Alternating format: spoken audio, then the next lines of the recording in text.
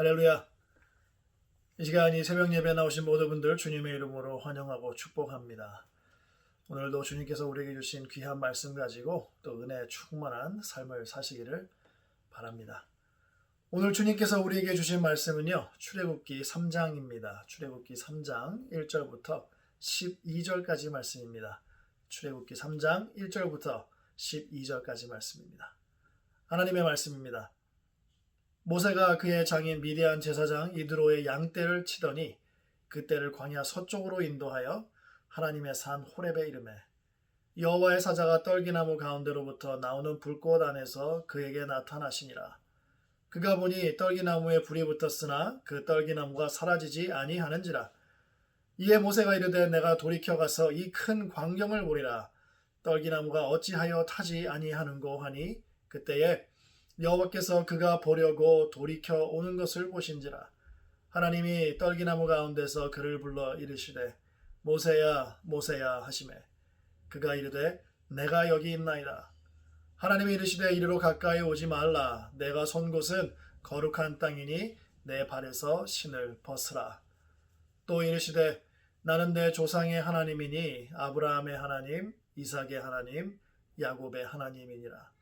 모세가 하나님 배웠기를 두려워하여 얼굴을 가리매 여호와께서 이르시되 내가 애굽에 있는 내 백성의 고통을 분명히 보고 그들이 그들의 감독자로 말미암아 부르짖음을 듣고 그 근심을 알고 내가 내려가서 그들을 애굽인의 손에서 건져내고 그들을 그 땅에서 인도하여 아름답고 광대한 땅, 젖과 꿀이 흐르는 땅, 곧 가나안 족속, 헷 족속, 아모리 족속, 브리스 족속, 히위 족속, 여부스 족속의 지방에 데려가려 하노라. 이제 가라.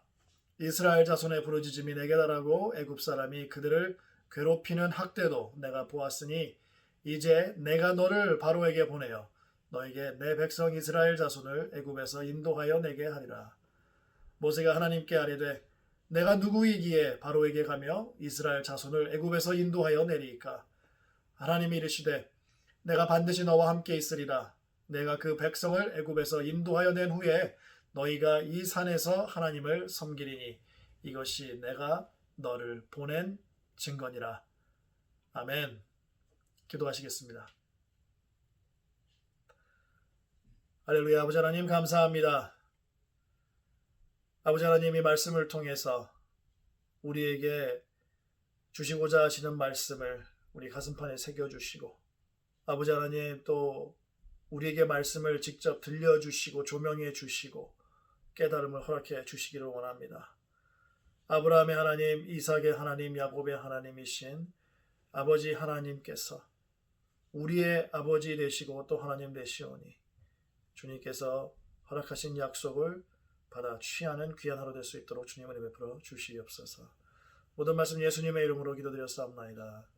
아멘. 모세는 이제 미디안에서 가정을 꾸리고 40년 동안을 장인 이드로의 양을 치면서 살고 있습니다. 40년 전에 큰 뜻을 품고 자기의 형제 이스라엘을 애굽의 억압으로부터 구하려고 했었던 모습은 그의 장인 이드로의 양떼를 치더라 라는 대목에서 이제는 찾아볼 수가 없고 사라졌음을 우리가 볼 수가 있습니다. 이젠 그저 장인의 양떼를 치면서 가족들과 별 탈 없이 잘 살기만을 바라면서 하루하루 사는 것이 그의 낙이었을 수도 있습니다. 나이도 많고요. 이제는 힘도 없고 민족의 해방을 위한 마음은 더더욱 없었을 겁니다.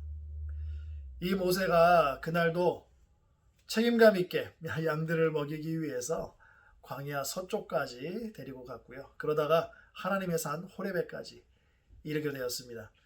그 산에서 불이 붙은 떨기나무가 사라지지 않아요. 불이 사그라들지 않습니다. 타지를 않아요. 그 광경을 보고 더 자세히 보고 싶은 마음이 들었을 때에 여호와 하나님께서 그의 이름을 부르시죠. 모세에게 불꽃을 통해서 나타나신 하나님께서 모세에게 더 이상 가까이 오지 못하게 하시고 신을 먼저 벗게 하십니다.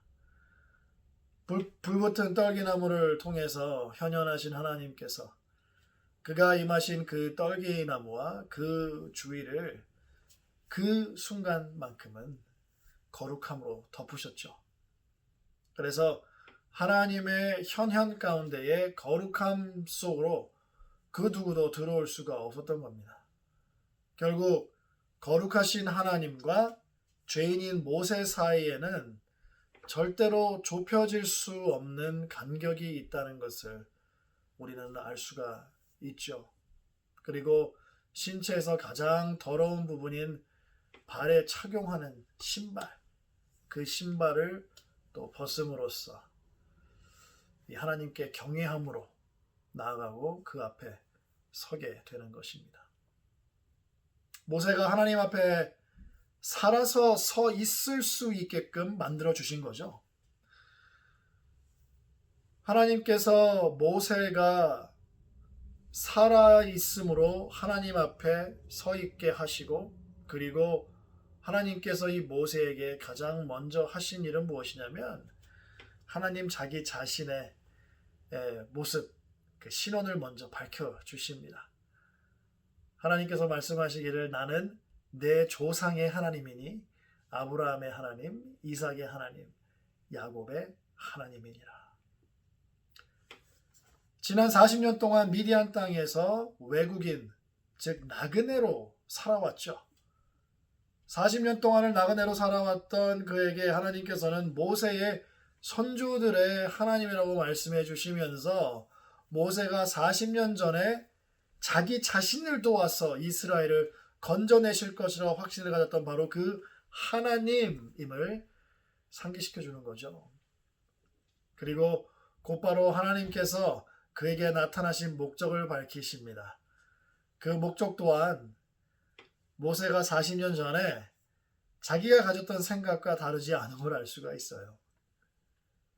이제는 나이가 80이 됐습니다. 이제 나이가 80이 되어서 여러 가지로 자신 없어 하는 것도 있겠지만 자기 형제들로부터 직접적으로 거절을 당했잖아요.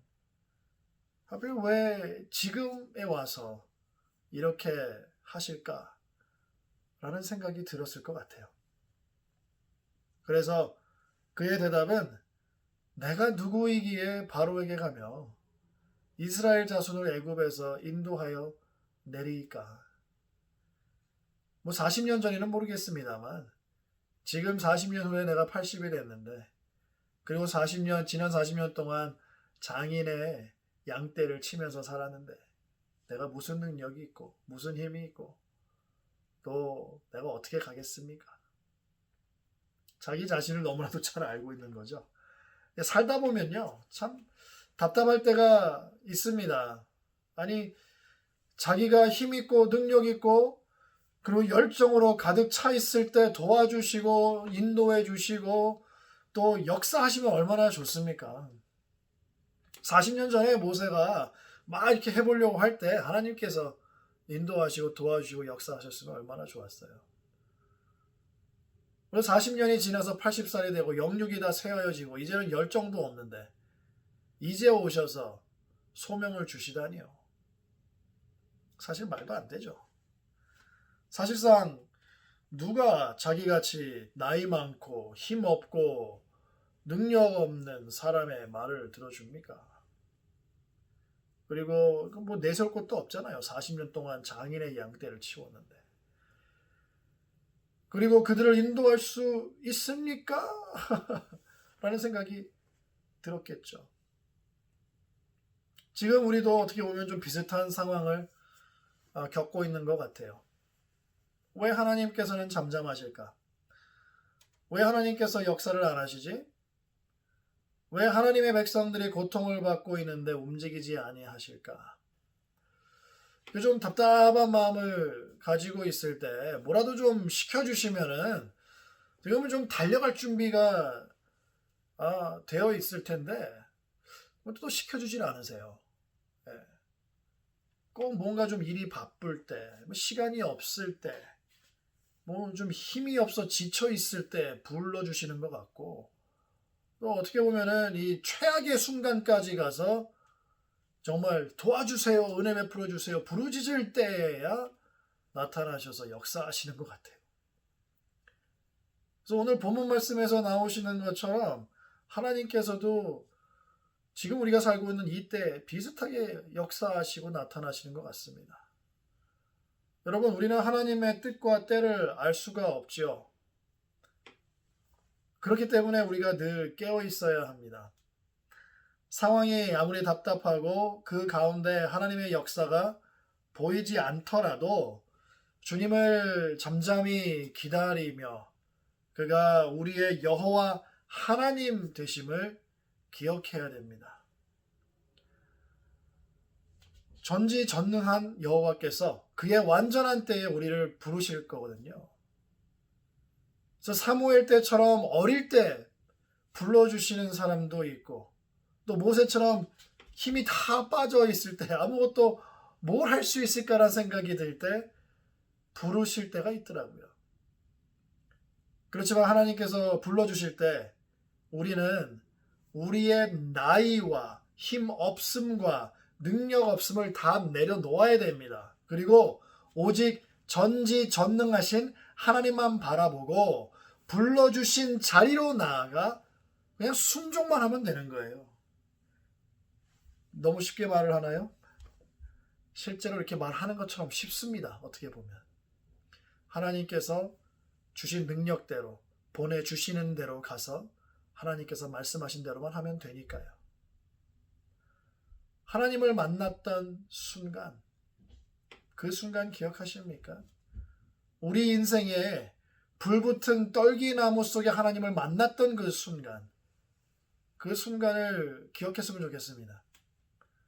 그리고 오늘 하루도 주님께서 불러주신 소명대로 살아갔으면 좋겠어요. 우리 인간이 봤을 때의 나이며 스펙이며 능력이며 그런 것들이 중요하겠죠. 그렇지만요, 하나님께서 우리를 불러주실 때가 바로 가장 완벽한 타이밍입니다. 주님께서 모세에게 이 불붙은 떨기나무 사이에서 나타나셔서 불러주셨던 것처럼 하나님께서 우리에게 이 불붙은 나무떨기, 우리의 삶 가운데, 일상 가운데 그가 양칠 때에 하나님께서 나타나셨잖아요. 우리가 일할 때에, 일상 가운데 있을 때 하나님께서 우리를 찾아오시고 우리를 불러주실 때가 있을 겁니다. 그리고 있었을 것이고요. 그때 다 내려놓으시고 주님 말씀에 순종하시기 바랍니다. 그러면 하나님께서 놀라운 역사를 여러분들을 통해서 펼쳐주실 것을 저는 믿습니다. 다 함께 기도하시겠습니다. 할렐루야. 아버지 하나님 감사합니다. 오늘 하루도 주님께서 우리를 불러주셨고 또 이 새 하루를 맞이하게 하셨습니다. 아버지 하나님, 주님께서 우리에게 주신 소명이 있습니다.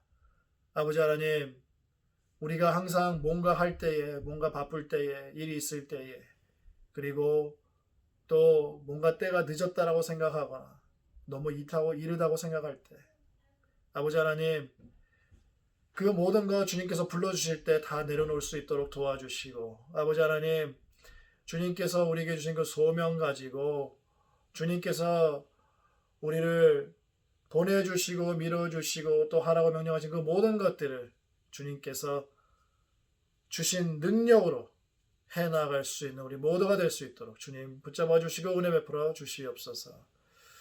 소명의 삶을 살아가는 사명자가 되길 원합니다.